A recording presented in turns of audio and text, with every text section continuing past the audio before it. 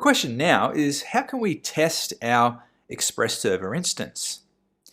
Well, there's a library designed exactly for this purpose, and it's called Supertest. In fact, this library was created by the developers who created Express, so it's perfect for the job. So let's go ahead and install Supertest. To use Supertest, we're going to require it at the top of our test file. And the idiosyncratic way is to assign Supertest to a variable called request. So we'll go const request equals require Supertest. Now we're going to write a test for our post items endpoint. And in it, we want to ensure that a new model is written to the database if the correct data is supplied. So let's use Supertest, and we'll get rid of this existing assertion here. And we're going to call request, and then we can pass in our Express Server instance like that. Now what we need to do is use the relevant HTTP verb as a method. So in this case, it's going to be post. And to that method, we're going to pass in the URL that we want to make this request, which is going to be items like that. All right, and also note that we're going to need to await this request here as well. Okay, so our post request, it requires data to be sent along with it, of course. So let's go ahead and above this here, we're going to create a new variable, and we'll call it body.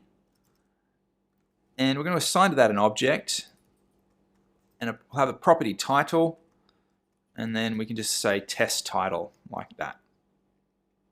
Then what we're going to do is we're going to chain another method to the Supertest request, and this one is going to be send, and we're going to pass that body like that. All right. Now, obviously, as a test, it's going to need an assertion of some sort. So we're going to chain another method to the Supertest request, and this one is called expect, and we can put an assertion here. Now, it's important to note that this expect here is a Supertest method, so don't confuse it with the expect assertion library that we've been using. They just happen to have the same name. Now, this expect method it's a versatile method, and it can take several different argument types. But what we're going to do is we're going to assert the HTTP code, which in the case of a successful post should be 200.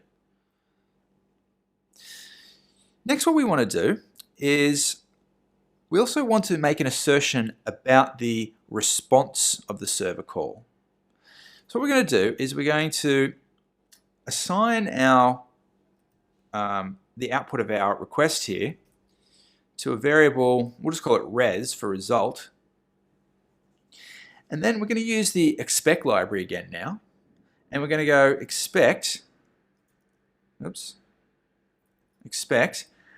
what we want to do is expect the body to include the item title, because remember, our API returns the item. So we can go expect the result body,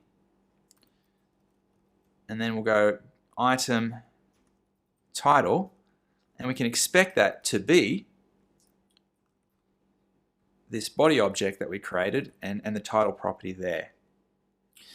All right, let's go ahead and test this test case that we've created here now. So we go npm run test unit server. And we can see that we have our should create a new item test is passing, so that's good.